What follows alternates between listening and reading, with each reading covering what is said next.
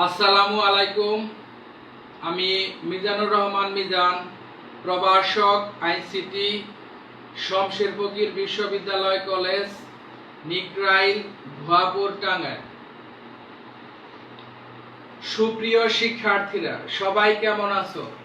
আশা করি সবাই ভালো আছো। আমিও আল্লাহর রহমতে ভালো আছি। শমশের ফকির বিশ্ববিদ্যালয় কলেজের আইসিটি অনলাইন ক্লাসে সবাইকে জানাচ্ছি শুভেচ্ছা এবং স্বাগত। আমি আজকে তোমাদের জন্য নিয়ে আসছি আইসিটি বিষয়ের তৃতীয় অধ্যায়ে প্রথম অংশের সংখ্যা পদ্ধতি।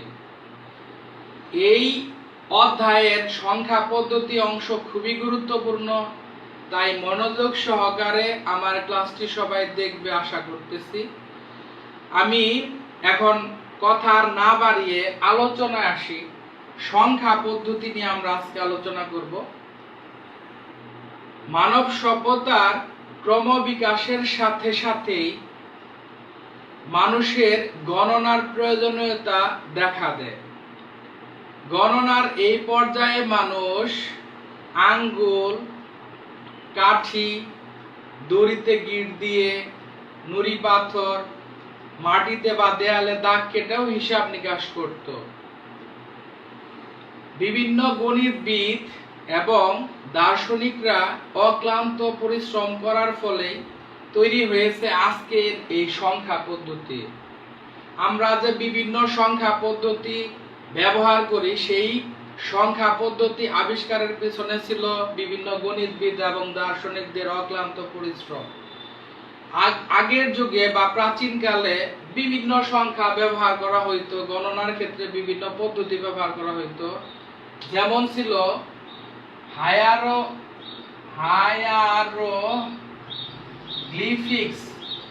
হায়ারোগ্লিফিক্স, তারপরে হচ্ছে রোমান সংখ্যা পদ্ধতি, আর হচ্ছে মেয়ান সংখ্যা পদ্ধতি। এই পদ্ধতিতে আগে বা প্রাচীন যুগে হিসাব বা গণনার কাজ করা হইতো। বর্তমানে আমরা যে হিসাব নিকাশ বা গণনার কাজ সম্পন্ন করি, এই ক্ষেত্রে 10টি অঙ্ক ব্যবহার করে হিসাব নিকাশ করি, 10 ভিত্তিক সংখ্যা পদ্ধতি। এজন্য এটাকে আমরা ডেসিমেল বা দশমিক সংখ্যা পদ্ধতি বলতে পারি বা বলে থাকি। কিন্তু কম্পিউটারে ব্যবহার করা হয় হচ্ছে বাইনারি সংখ্যা পদ্ধতি, যাকে 2 ভিত্তিক সংখ্যা পদ্ধতি বলা চলে। এখানে 2টি অঙ্ক ব্যবহার করা হয়, 0 এবং 1। এছাড়াও কম্পিউটারে অক্টাল এবং হেক্সাডেসিমেল নামেও আরো 2টি সংখ্যা পদ্ধতি ব্যবহার করা হয়ে থাকে। এখন আমরা সংখ্যা পদ্ধতির সংজ্ঞাটা বলে নেই বা জেনে নেই। যদি সংজ্ঞা হিসাবে বলা হয়, এভাবে বলা যায়, কোন সংখ্যা লিখে প্রকাশ করার পদ্ধতিকে সংখ্যা পদ্ধতি বলে।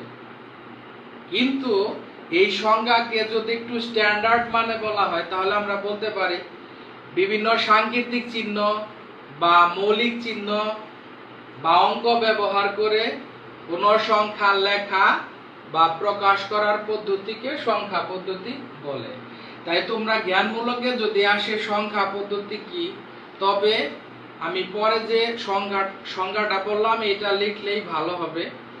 আবারও বলতেছি, বিভিন্ন সাংকেতিক চিহ্ন বা মৌলিক চিহ্ন বা অঙ্ক ব্যবহার করে কোন সংখ্যা লেখা বা প্রকাশ করার পদ্ধতিকে সংখ্যা পদ্ধতি বলে।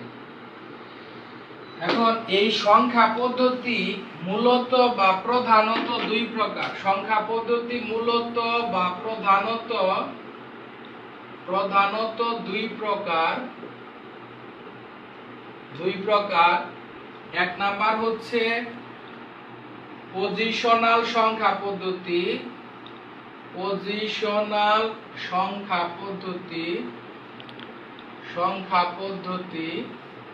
আর 2 নাম্বার হচ্ছে নন পজিশনাল সংখ্যা পদ্ধতি। পজিশনাল সংখ্যা পদ্ধতি আরেকটা হচ্ছে নন পজিশনাল সংখ্যা পদ্ধতি। পজিশনাল সংখ্যা পদ্ধতি তাহলে পজিশনাল সংখ্যা পদ্ধতির যে অঙ্ক বা সংখ্যা ব্যবহার করা হয় সেই ক্ষেত্রে প্রত্যেকটি অঙ্কেরই নিজস্ব মান, স্থানীয় মান এবং বেস বা ভিত্তি থাকে।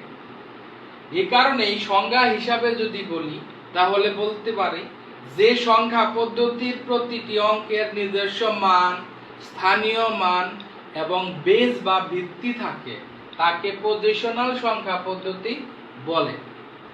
উদাহরণস্বরূপ আমি যদি একটা অঙ্ক এখানে লিখি, যেমন 520, এই যে একটা অঙ্ক বা সংখ্যা এখানে লেখা হয়েছে, এখানে প্রত্যেকটি অঙ্কেরই নিজস্ব বা আলাদা মান আছে। যেমন এটা 0, এটা 2, এটা 5, এরকম প্রত্যেকটা অঙ্কেরই আলাদা বা নিজস্ব মান আছে এবং এই অঙ্কগুলার স্থানীয় মানও আছে। যেমন এটা একক স্থানীয় অঙ্ক, 2 হলো দশক স্থানীয় অঙ্ক এবং 5 হচ্ছে শতক স্থানীয় অঙ্ক, তার মানে স্থানীয় মান আছে।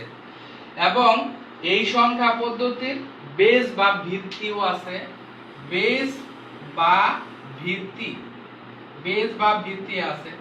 এই কারণেই আমরা বলবো যে যে সংখ্যা পদ্ধতির প্রতিটি অঙ্কের স্থানীয় মান, তারপরে নিজস্ব মান এবং বেস বা ভিত্তি থাকে সেটাই পজিশনাল সংখ্যা পদ্ধতি। এখন নন পজিশনাল সংখ্যা পদ্ধতি, নন পজিশনালের মধ্যে আমরা বলবো যে নন পজিশনাল সংখ্যা পদ্ধতির অঙ্ক বা সংখ্যার নিজস্ব মান থাকে শুধু, কোনো স্থানীয় মান এবং বেস বা ভিত্তি থাকে না। যেমন আমরা জানি রোমান পদ্ধতিতে এটা 1 প্রকাশ করে 1, আবার রোমান পদ্ধতিতে এটা হচ্ছে 2 এবং এটা 5। এইভাবে আমরা প্রকাশ করি অঙ্ক বা সংখ্যা। একবারে যদি আমি 15 লিখি, x দ্বারা 10 বোঝানো হয় এবং v দ্বারা 5, তার মানে হচ্ছে এটা 15। তো এইভাবে আমরা প্রত্যেকটা অঙ্কেরই নিজস্ব মান থাকে, কিন্তু এই ধরনের অঙ্কের কিন্তু কোনো স্থানীয় মান এবং বেস বা ভিত্তি থাকে না।